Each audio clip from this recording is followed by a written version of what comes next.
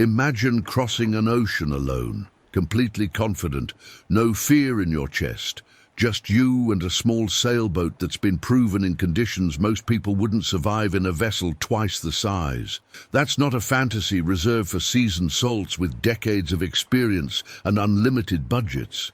It's a reality that's more accessible than you think. And today, you're about to discover the 3 compact sailboats that make solo circumnavigation not just possible, but genuinely safe. These aren't theoretical choices pulled from a forum argument or marketing brochures written by people who've never left the harbor. These are boats that have carried real sailors across real oceans through real storms and brought them home alive. Boats that have been tested by the cruelest teacher on the planet, the open sea, and passed with distinction.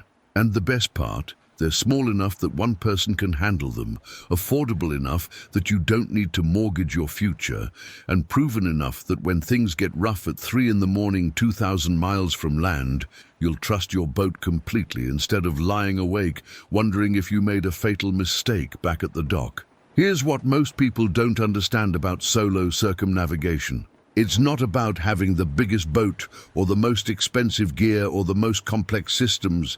It's about having a boat that matches your ability to manage it alone, that's built solid enough to handle punishment, and that's been designed with offshore sailing in mind rather than weekend coastal cruising. The biggest mistake aspiring solo sailors make is thinking bigger equals safer. It doesn't. Bigger equals more to manage, more to break, more to fix, more to pay for, and more to worry about when you're single-handing in weather that makes you question every decision you've made. A well-designed small boat is actually safer for solo sailing than a poorly set-up large boat because you can control it, you can reef it quickly, you can heave to without drama, you can fix problems without calling for help that won't arrive for days.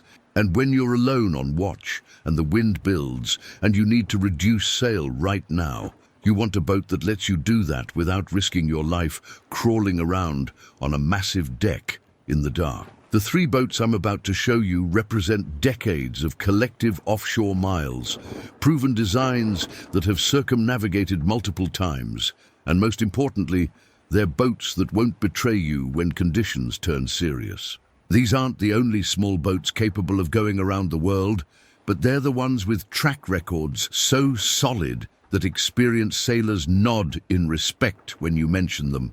They're boats that have earned their reputation in the worst places on Earth for sailboats: the Southern Ocean, the North Atlantic in winter, tropical storms that materialized faster than forecast models predicted. And they brought their crews through because they were built right, designed right, and sailed by people who understood that in blue water sailing, your boat isn't just transportation, it's your life support system, your home, and the only thing between you and a very hostile environment that doesn't care about your dreams or plans. Let's start with the Contessa 32, and if you know anything about serious ocean sailing, you just nodded. This boat is legendary, and not in the marketing sense where everything's legendary, but in the actual sense where experienced sailors have profound respect for what this design represents. Built in the UK, starting in the early 1970s, the Contessa 32 is only 32 feet long, but it's been around the world more times than boats twice its size. It's been through hurricanes. It's been rolled. It's been to Antarctica. It's crossed every ocean multiple times, and it keeps bringing people home. The secret is in the design and construction. This boat was built heavy, with solid fiberglass layup, no core materials to delaminate or rot, just thick hand-laid glass that laughs at impacts that would crack modern production boats. The hull shape is moderate, not extreme in any direction, which means it's stable, predictable, and forgiving. It doesn't slam in waves. It doesn't hobby horse. It doesn't develop weird handling characteristics when you're tired and the wind's been blowing 40 knots for 3 days straight. The Contessa 32 is a proper offshore design with a deep keel that keeps it tracking straight and provides the ballast ratio you want when things get sideways. The cockpit is small and protected, which sounds like a negative until you're taking waves over the stern. and you realize a small cockpit means less water to drain and less chance of getting washed overboard. The interior is simple, functional, no wasted space. Everything you need and nothing you don't. Berths that actually work at sea when the boat's heeled. A galley you can use while underway without getting launched across the cabin. Handholds everywhere, because the designer understood that offshore sailing means you're bracing yourself constantly. The rig is simple, masthead sloop, easy to manage alone, easy to reef, easy to repair if something breaks. You can reduce sail area quickly without gymnastics on the foredeck. You can heave to in minutes and go below to rest, while the boat takes care of itself. What makes the Contessa 32 special for solo sailing is that it's sized perfectly for one person to handle everything. You can raise the anchor alone. You can dock alone in moderate conditions. You can change head sails alone, even in building wind. You're not fighting the boat. You're working with it. And that psychological element matters enormously when you're alone. If your boat intimidates you, if you're constantly worried about whether you can manage it, you won't enjoy the experience and you'll make mistakes because fear makes you hesitant. The Contessa removes that fear because it's confidence-inspiring. Thousands of ocean miles have proven this design works. And when you're out there alone and the conditions deteriorate, knowing other people have been exactly where you are in the exact same boat and survived, that knowledge is worth more than any piece of fancy electronics you could install. The second boat is the Pacific Seacraft Flicker, and this one's even smaller at 20 feet, which makes people nervous until they learn the backstory. The Flicker is based on traditional workboat designs. Heavy displacement, full keel, canoe stern, built like furniture by craftsmen who understood that small doesn't mean fragile. This boat weighs over 5,000 pounds, which is absurd for a 20-footer. But that weight is what makes it seaworthy. It's ballasted properly with a low center of gravity. It's got positive stability through a huge range. It's been rolled and come back upright. It's been to Hawaii multiple times. It's crossed oceans that should have destroyed something so small, but didn't, because the design is fundamentally sound. People look at the Flicker and think it's a coastal cruiser, a cute little boat for protected waters. Those people are completely wrong. The Flicker's been proven offshore repeatedly by sailors who knew exactly what they were doing. It's slow, yes, because it's heavy and has a traditional underbody, but speed isn't safety. Stability is safety. Strength is safety. And the Flicker has both in abundance. The cockpit's tiny, which again is perfect offshore. Less water comes in, less panic when waves break over you. The tiller steering is direct and powerful. You feel everything the boat's doing. You're connected to it in a way that wheel steering never provides. The sail plan is conservative, easy to manage, designed so that even full sail isn't overpowering. You can reef quickly. You can change to storm sails without drama. Everything's within reach of the cockpit or a few steps away. The interior of a Flicker is miniature, but it's complete. You've got a proper berth, a small galley that works, navigation station, storage for months of supplies if you pack smart. And the build quality is extraordinary. Real wood joinery, bronze hardware, attention to detail that modern production boats abandoned decades ago in favor of cost-cutting. When you're living on this boat solo, that quality matters. Things don't break constantly. Systems are simple and accessible. You can fix almost anything with basic tools because nothing's buried behind inaccessible panels or designed to be disposable. The Flicker teaches you self-reliance because it's simple enough to understand completely, and that understanding builds confidence. Solo sailing a Flicker around the world means accepting you're going slower than bigger boats, but you're also accepting that your boat is nearly indestructible, that you can manage every aspect of it alone without struggle, and that when other boats are getting beaten up in bad weather,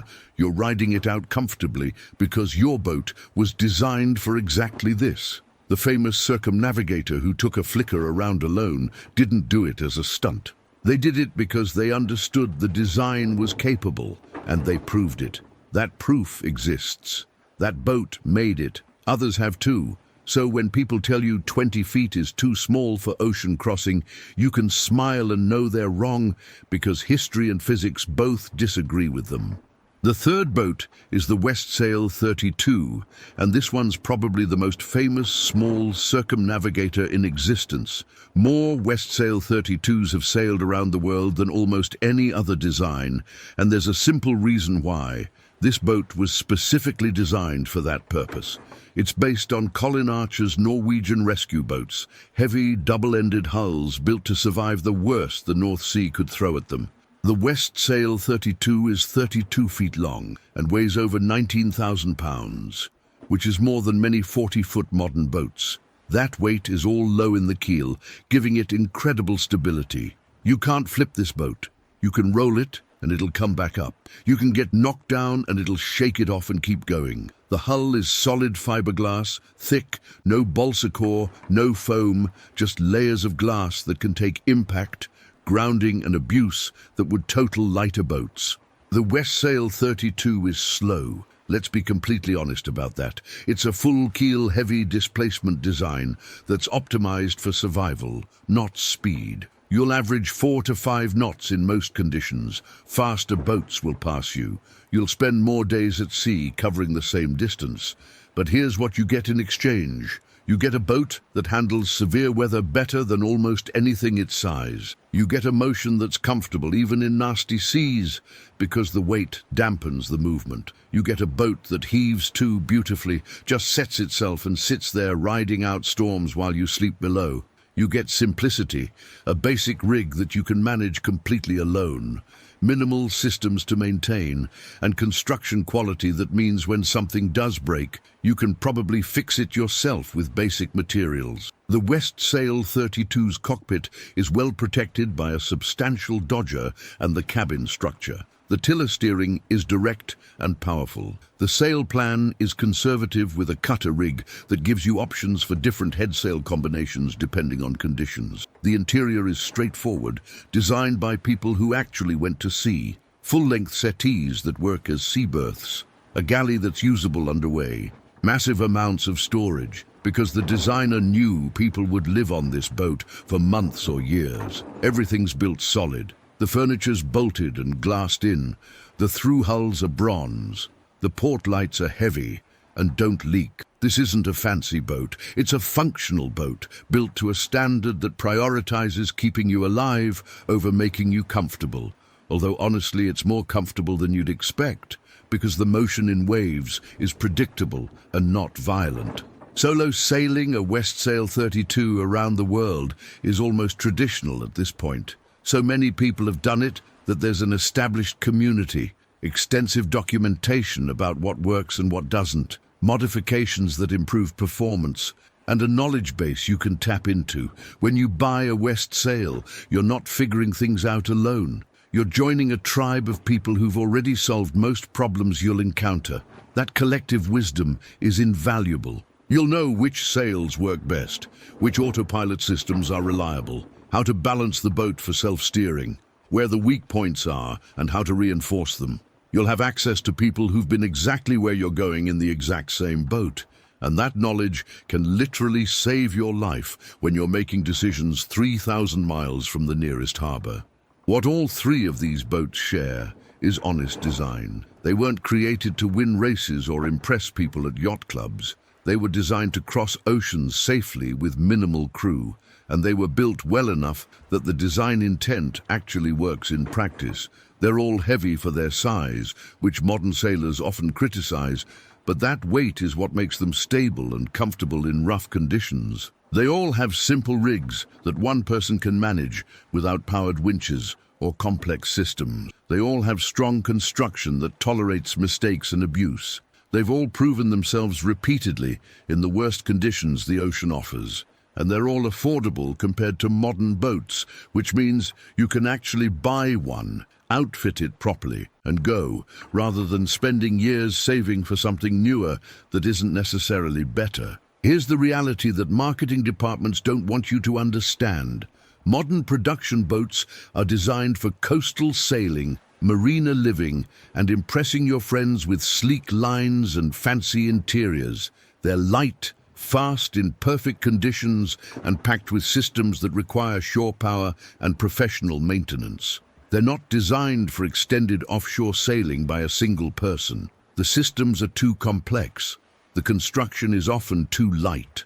The sail plans are too large to manage alone safely. The accommodations prioritize space over functionality at sea, and the result is that people buy these modern boats thinking they're getting something better, then discover the hard way that better for coastal cruising and better for ocean crossing are completely different things. The 3 boats I've shown you are the opposite philosophy. They're designed for the worst day you'll have at sea, not the best. They're built to standards that prioritize survival over comfort or speed. They're simple enough that you can understand and maintain every system without professional help. They're sized so one person can manage them completely without becoming exhausted. And they've been proven by people who bet their lives on these designs and won that bet. That's not theory. That's not marketing. That's documented reality across thousands of ocean miles by hundreds of sailors who came home safely because their boats were up to the challenge. If you're serious about solo circumnavigation, these 3 boats deserve your consideration. Not because they're perfect, no boat is, but because they're proven, affordable, and honestly capable of keeping you safe. The Contessa 32, if you want slightly more speed and slightly more interior space.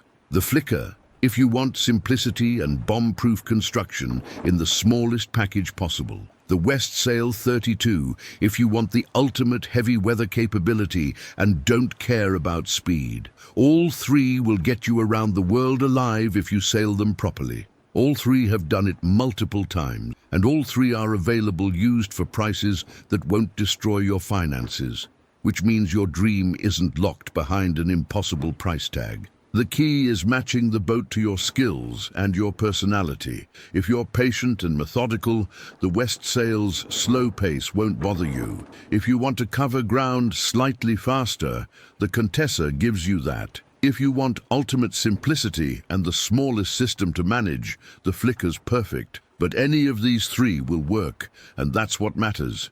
You're not gambling on an untested design.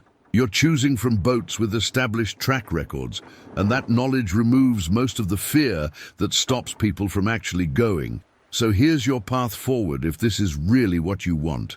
Research these boats thoroughly. Join owner groups online. Read circumnavigation accounts written by people who sailed them. Learn what works and what doesn't. Then start looking for one to buy.